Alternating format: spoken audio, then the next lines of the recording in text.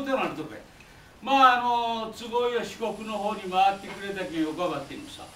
まあ四国とかあそこら辺にやくさね大雨が降ってからねもう家の外出られんぐらい大雨降っとるなったい。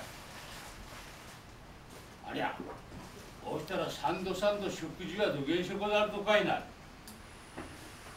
そら大雨が降っとっけんくさ三度三度雑炊を食べござる。